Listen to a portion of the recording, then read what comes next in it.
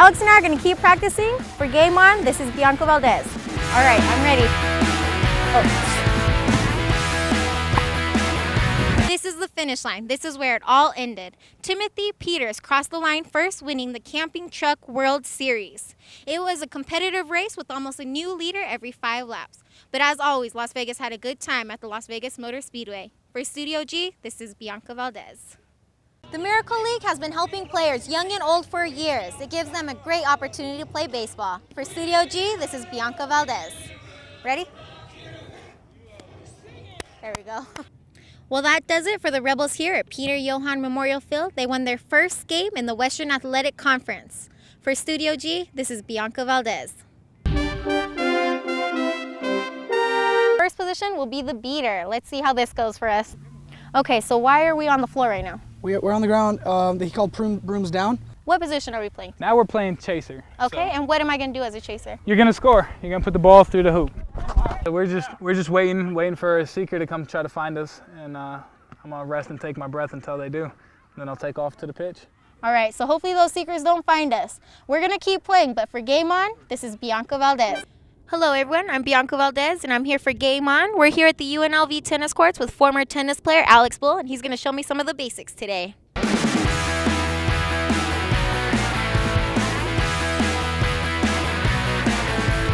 Well, first, Bianca, we need to learn how to hold the racket. So first of all, we place our racket on the floor. Okay. As we do this, we put our hand at the bottom of the racket. Okay.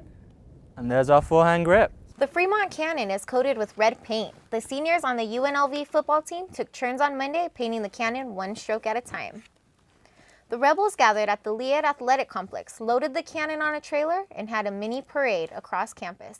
The crowd was filled with faculty, students, media, and players who all wanted to partake in making history at UNLV. And the battle win for the Fremont Cannon is only helping them get closer to a bowl game, something they haven't done since 2000.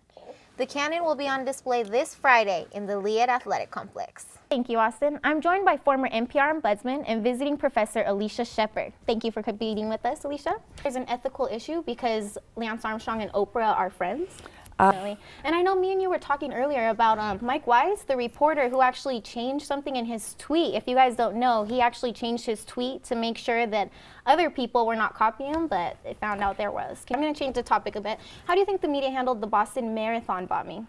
I also wanted to ask you about the women in sports as well. How do you think women athletes are treated by the media? That you actually have outscored your opponents about 127 to 84. Can you tell me what factors contribute to this strong offense?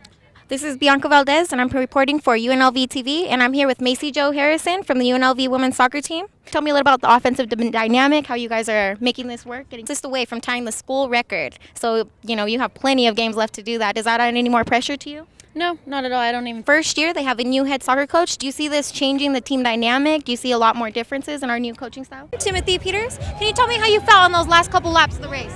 Our truck was really good. Our Parts Plus Tundra was good all night. Clean air was very important. Everybody was trying to get all they could on the restarts. It's an awesome night.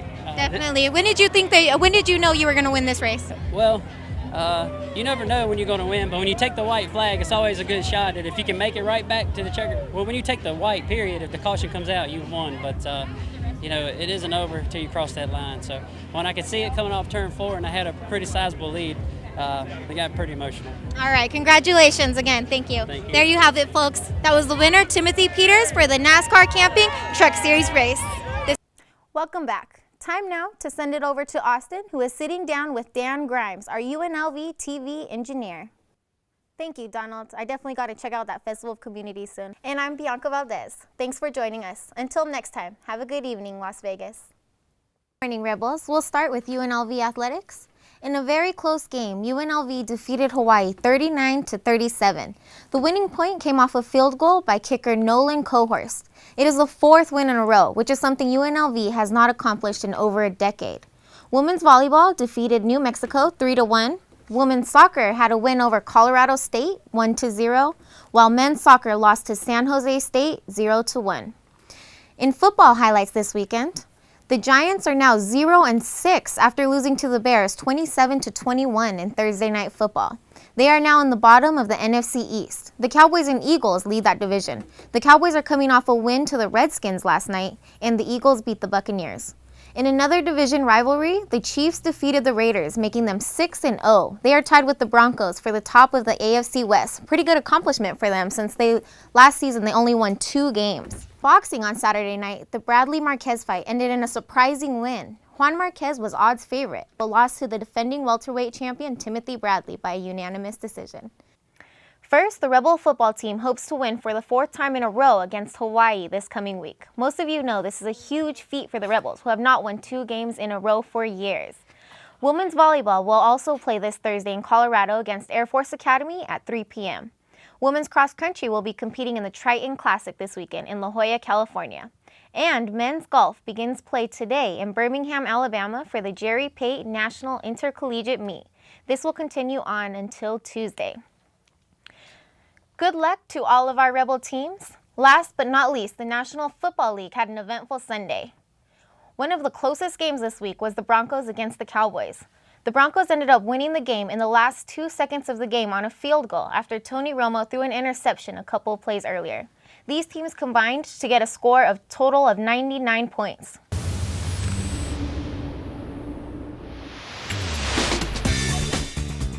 As a pitcher at UNLV, Amanda Oliveto helped lead her team to victory in their 3-game series against Fresno State. She had a .66 earned run average over the course of the 3 games. Oliveto started for her first time on Friday and tossed all 7 frames of that game. She struck out 8 players and allowed only 1 earned run off of 6 hits in the 4-1 victory. The junior from Semi Valley, California was named Mountain West's Pitcher of the Week. This is the 6th time in her career that Oliveto has earned this honor, including 2 times in this year alone. Amanda Oliveto, you are Game On's Player of the Week.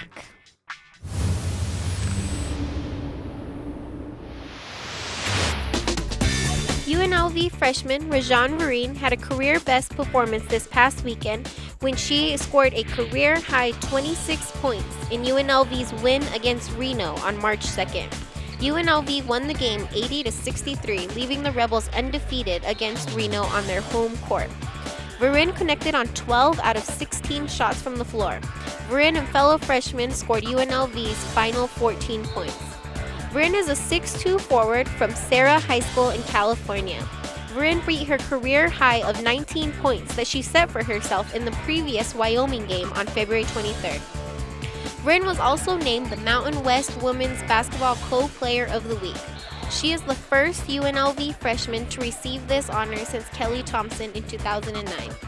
Since becoming a starter on January 30th, Regine Vereen has averaged 12.7 points, 9.3 rebounds, and a 53.8 shot percentage.